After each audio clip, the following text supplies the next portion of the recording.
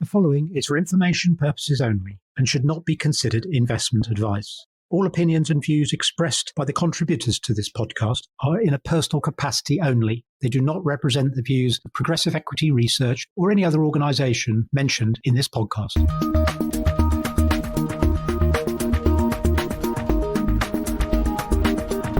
Welcome to Talking Tech from Progressive with George O'Connor and myself, Ian Robertson, the podcast where we talk about the UK small and mid-cap listed tech market and try and bring some facts and understanding to bear. George, good to see you. There's a chill in the air and a chill in the market. How are you?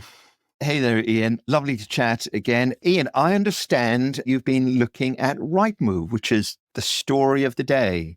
Tell us more, please. Tell you more. Well, Rightmove, they came out with a trading update and an update on what their AI spend is going to be. And that spooked the market, to say the least. Its shares off sort of getting towards 30-odd%, I think. That's a big spook. That's a big spook, but they were only off 13%. So no, I'm done.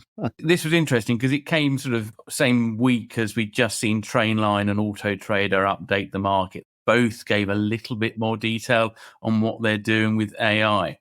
The reaction and the presentations for the other companies were curious from my viewpoint. I think everybody's struggling to get their head around exactly what AI is actually doing to these businesses.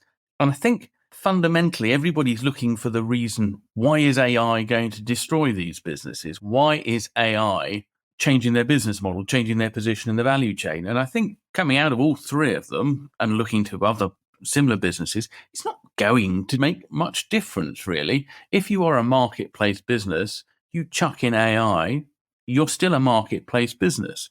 And that was certainly running through the conversations they were having with the analysts. It was, well, ChatGPT, everyone can go and do an advanced search and they can get a fantastic set of results.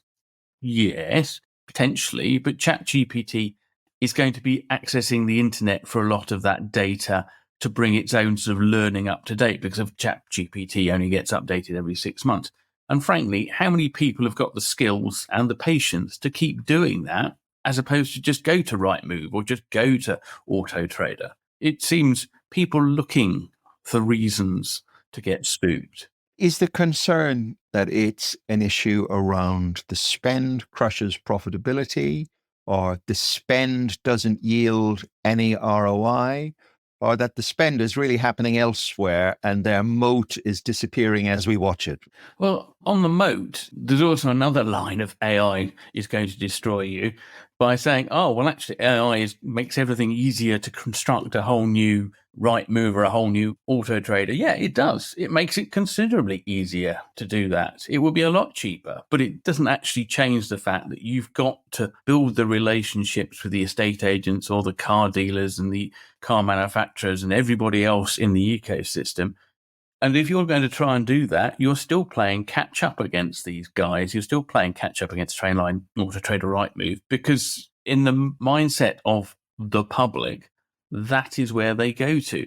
Although we can think, oh, I'm going to go and buy a train ticket. Where am I going to go? I'll just go straight to Trainline. I'll go straight to Autotrader to buy cars. Their mind share is so great that it's not really making any difference.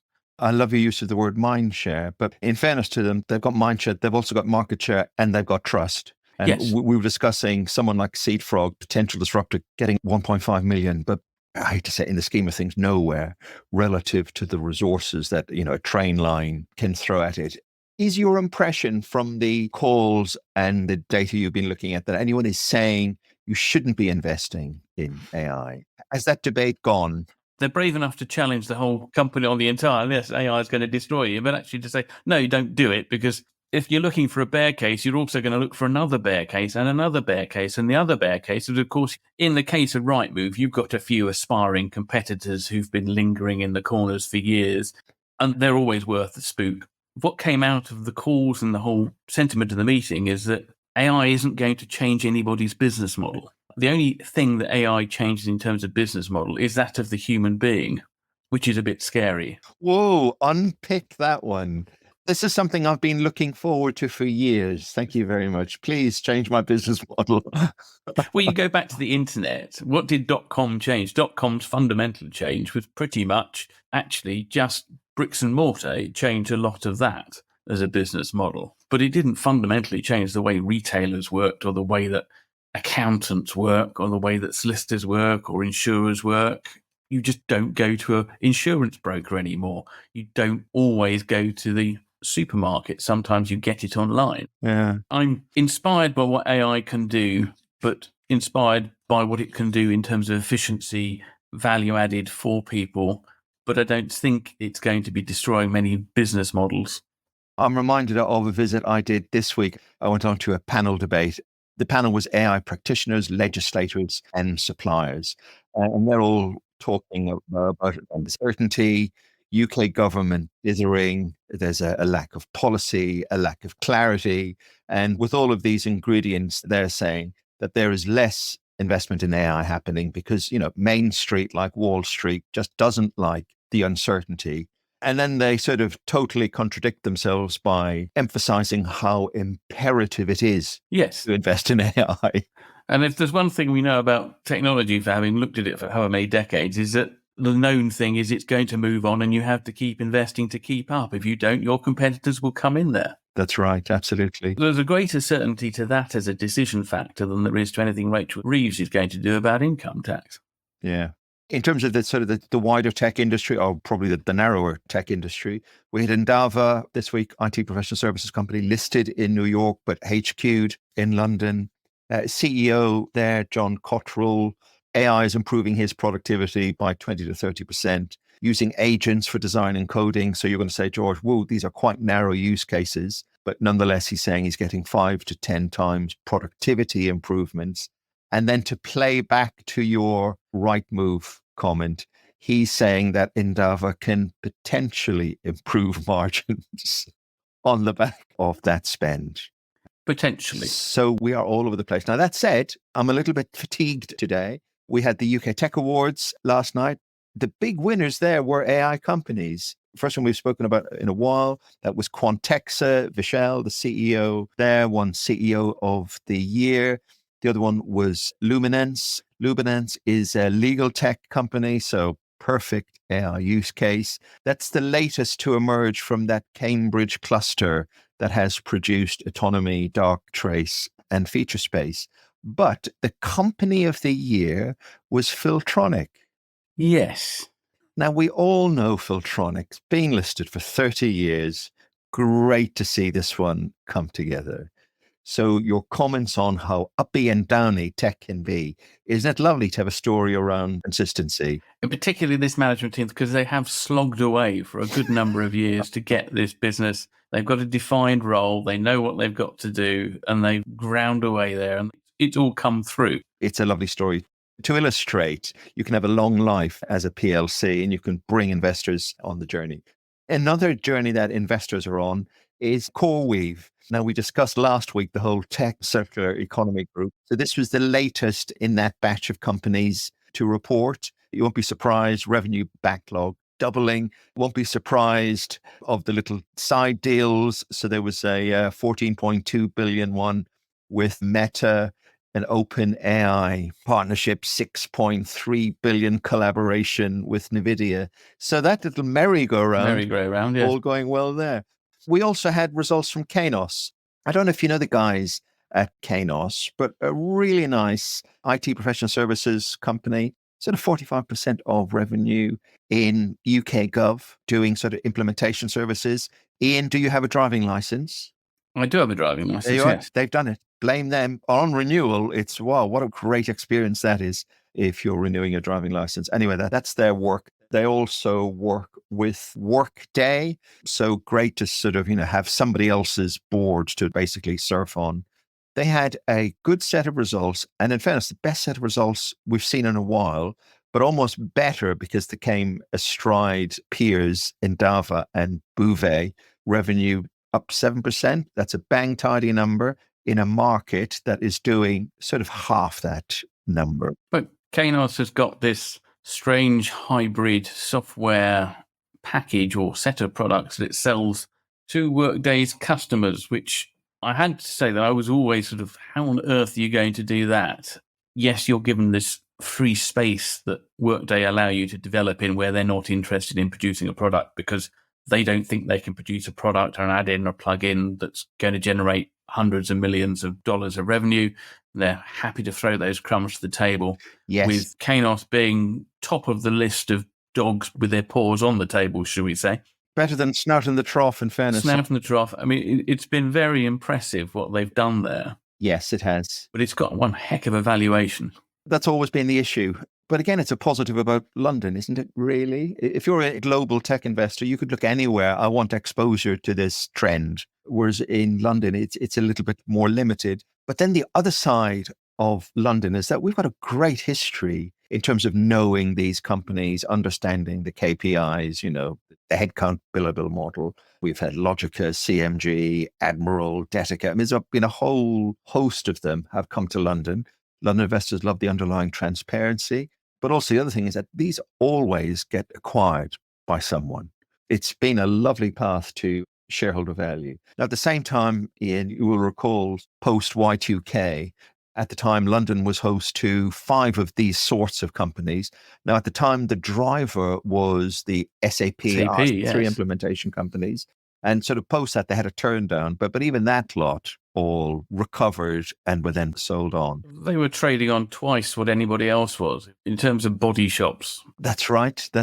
But you'll recall that Detica had a similar thing. And with Detica, it was the exposure to sort of central government and related security sort of areas. So you could argue, well, George, there was a lack of transparency there, surely. I remember once going down to see them. They were in Surrey Business Park and seeing what looked like the most expensive radio in the world to be located on a submarine. And beyond that, there was no further explanation of what actually they were doing. I've got 2 sort of concerns in terms of this segment at the moment, in terms of the UK companies. So the UK has just inked a free trade agreement with India. As we both know, that opens a huge structural difference with Indian professional services company. Basically, as we both know, tech is a fungible skill set. So your C++ programmer in Belfast and his counterpart in Mumbai, same skill, completely different economics. And then in addition to that, the government will be keen to show some early wins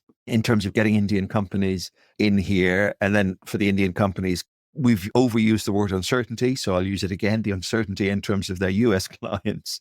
Maybe they'll be keener to come over to the UK. So I think that's an issue. How does that fit with whether the companies are, as Kainos likes to emphasize, they're doing stuff on projects, they're doing specific things, as opposed to those who are just selling capacity on here's 10 million quid and we'll call it off over the next 2.5 years. Thank you. Great point. As we know, the Indian industry grew on augmented headcount. Yes. But in fact, they have changed. There's loads of product now coming out of India. In addition to that, Indians have been acquiring into Europe as well. So they are now better images of, say, what an Accenture is or what a Capgemini is. But yes, you are correct. They started on cheap bodies. I don't know if you can recall, one of the leading lights on this was the old FI group. Steve Shirley. Under Dame Shirley, that's right. And she had acquired a business called IIS back in the mid-90s. Yes. Introducing the idea around offshoring into the UK. Anyway, so the first person she introduced it to was the Royal Bank of Scotland, who, bless them, didn't believe in the model. So they brought the Indians over to Scotland to prove the model in a trice, unpicking the economic advantage.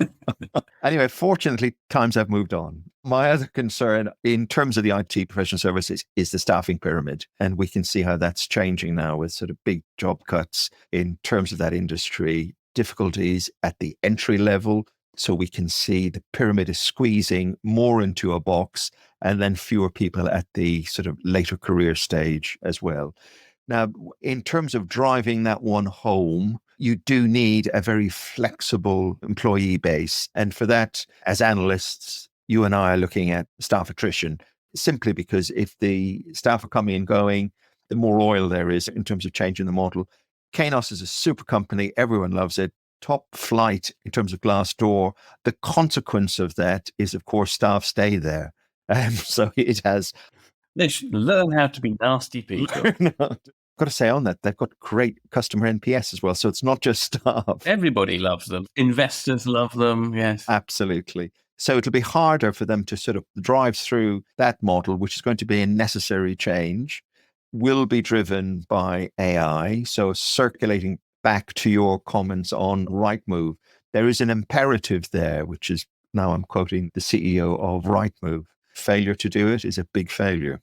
Otherwise, in terms of the markets this week, I don't know if you saw Cancom and Breckley, Ian, two of the German IT infrastructure services guys, both complaining about Germany. No surprise there. Clearly, we're looking at both of them for any evidence of early signs of a potentially good Q4 budget flush season, i.e. back end of the year, you in a corporate, you've got some budget, you can play with the purse strings because if you don't spend it, you lose it kind of idea. What do you buy? Quick to implement, short supply chain, early rev rec. So you look to this area for companies that can pop out with positive surprises in January. Limited evidence of it yet, I confess. But this is one that, if you're invested in Computer Center or Bytes or Softcat, you will be looking at these companies. The US peers that they reported a week ago, and that was CDW and Insights, and they're fairly guarded as well in terms of their views on Q4 budget. So it's all there to play for. No questions answered. That's right, but plenty of questions. How was your week ahead looking, Ian? It all goes a bit quiet, doesn't it, next Isn't week? it great? We can start to think through the numbers to start asking strategic questions. And then it gets busier again at the start of December. There's a little flurry then. Yes, absolutely. We haven't had NVIDIA yet. We still have that one to look forward to. I still go back to the old semiconductor story that you shouldn't really be expecting anything in the way of bad news from companies that have 3 months production cycle, 2-year order books, quarterly reporting. You're not going to see anything new. What can you say after the last few months of noise and hyperbole and circular cash movements? I think you can safely say there will be more. Would that be a fair bet? There will be more, yes. But it'll be interesting to see the market's reaction. Right. The only other thing in terms of my calendar is that what we've got next week is, of course, we've got Sage. How could we forget Sage? And we've also got Intuit. And of course, this week we had the category leader in that space, Xero. Xero, yes. Good set of numbers. Market reacted negatively. Good, but not that good kind of an idea. It's a shame when the team that delivered the hockey stick at Xero, now they're all off at a different rodeo and it's left for a new team to really pick it up. But a lovely business. But your concerns in terms of people's moats in the AI age, I think they've got to live that one themselves, actually. It's a big one. You could just imagine different ways of doing accounting from little AI agents. But it works. That's the thing. It works. And one of our big words is trust. And you have trust in terms of a vendor. The transaction will be complete. If there's a problem, I know where to go and kick someone. Kind of a thing, yes. But the revenue per user in this business is tiny.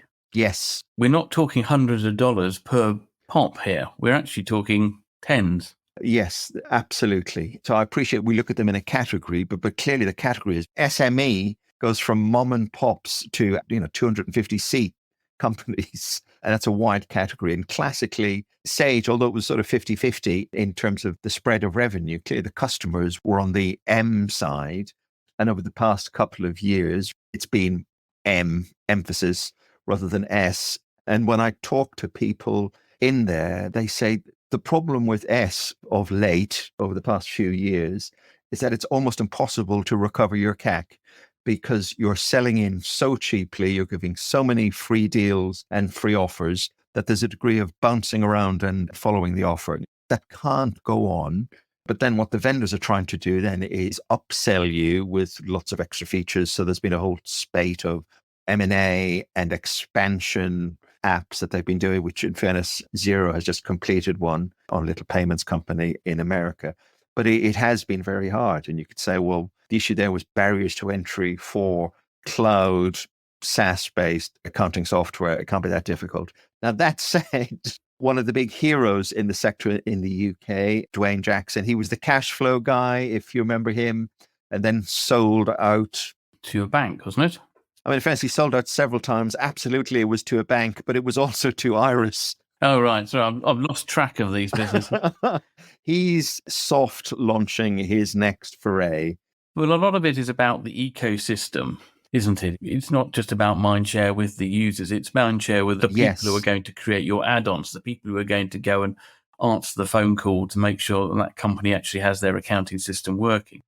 Is that where Xero has been good, or is that where Xero's problem may lie as its customers get bigger? So that was always the big Sage issue. And as we looked at the numbers, that the numbers are saying this isn't a software company. There's too many people in the call center to justify that. And then all the headcount ratios all looked a bit odd because of the support group. And they would always say, well, the support group is really upselling. No, they're not. They're helping you with moving column C to column D kind of a thing. No, it's high end. It's all about, my VAT exposure and how I internationalize my business. So that has absolutely always been the case. And then always used as, this is why our margin profile is different. But in that case, then you should be on a different valuation to somebody like an Intuit, where that isn't the case. We also have to put our hand up and say that the UK is an incredibly difficult market. And you'll recall those years when Intuit said, it's just too competitive for me. I'm back to America. So there has been that mix of factors as well. So people don't want to spend much. Barriers to entry are quite low. Lots of sort of add-ons coming in from other companies. Then they want to consolidate, if not the companies, but absolutely the underlying functionality to try and create a platform-based approach. So you can win expansion business as your CAC is just so low to drag them in the door in the first place. And then we look forward to next year when we find ourselves perhaps with a new accounting software business listed on the London market with an interesting business model. Yes. Which is challenged by everything you've just described. Absolutely. We look forward to it. The only disappointment there is that when I read through their stuff now, I'm not getting a really nice, enticing AI message. They're still talking about SaaS and cloud. Dude, we're so over that. Yes, people have moved on. So they do need to work through that one. Yeah. On that bombshell, Ian, how lovely to chat to you. Good to talk, and we'll see what next week brings. Absolutely. Have a good one. Take care. Cheers. Brought to you by Progressive Equity.